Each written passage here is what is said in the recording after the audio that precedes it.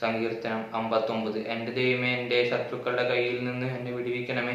എന്നോട് എതിർക്കുന്നവരുടെ വശത്തു നിന്ന് എന്നെ ഉദ്ധരിക്കണമേ.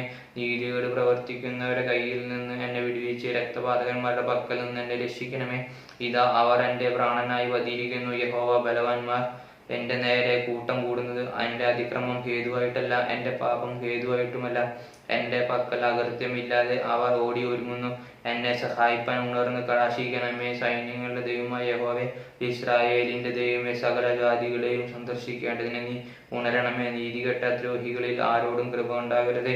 സന്ധ്യാസമയത്ത് അവർ മടങ്ങി വരുന്നു. നായെപ്പോലെ കുരച്ചുകൊണ്ട് അവർ പട്ടണത്തിന് ചുറ്റും നടക്കുന്നു. അവർ തങ്ങളുടെ വായ് കൊണ്ട് ശകാരിക്കുന്നു. വാളുകൾ അവരുടെ അധരങ്ങളിലുണ്ട്. ആർ കേൾക്കുമെന്ന് അവർ പറയുന്നു. എങ്കിലും യഹോവ, നീ അവരെ ചൊല്ലി ചിരിക്കും. നീ സകല ജാതികളെയും പരിഹസിക്കും. എൻ്റെ ബലമായുള്ളവയെ, ഞാൻ നിന്നിൽ കാത്തിരിക്കും. ദൈവം എൻ്റെ ഗോപുരമാകുന്നു. എൻ്റെ ദൈവം തൻ്റെ ദയയാൽ എന്നെ എതിരേൽക്കും. ദൈവം തന്നെ എൻ്റെ ശത്രുക്കളെ കണ്ട് രസിക്കുമാറാക്കും. അവരെ കൊന്നുകളയരുതേ. എൻ്റെ ജനം മറക്കാതിരിക്കേണ്ടതിന് തന്നെ ഞങ്ങളുടെ പരിചയമാകുന്ന കർത്താവെ, നിന്റെ ശക്തി കൊണ്ട് അവരെ ഉള്ളുമാറാക്കി താഴ്ത്തണമേ. അവരുടെ വായിലെ പാപവും അധരങ്ങളിലെ വാക്കുകളും നിമിത്തം, അവർ പറയുന്ന ശാപവും പോഷകവും നിമിത്തം അവർ തങ്ങളുടെ അഹങ്കാരത്തിൽ പിടിപെട്ടു പോകട്ടെ. കോപത്തോടെ അവരെ സംഹരിക്കണമേ. അവർ ഇല്ലാതെയാകും വണ്ണം അവരെ സംഹരിച്ചു കളയണമേ.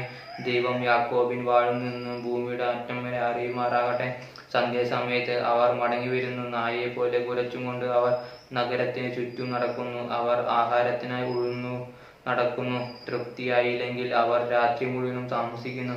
ഞാനോ നിന്റെ ബലത്തെക്കുറിച്ച് പാടും. അധികാലത്ത് ഞാൻ നിന്റെ ദയയെക്കുറിച്ച് ഘോഷിച്ചാനന്ദിക്കും. കഷ്ടകാലത്ത് നീ എൻ്റെ ഗോപുരവും അഭയസ്ഥാനവുമായിരുന്നു. എൻ്റെ ബലമായുള്ളവയെ, ഞാൻ നിനക്ക് സ്തുതി പാടും. ദൈവം എൻ്റെ ഗോപുരവും എന്നോട് ദയയുള്ള ദൈവവും അല്ലോ. ആമേൻ.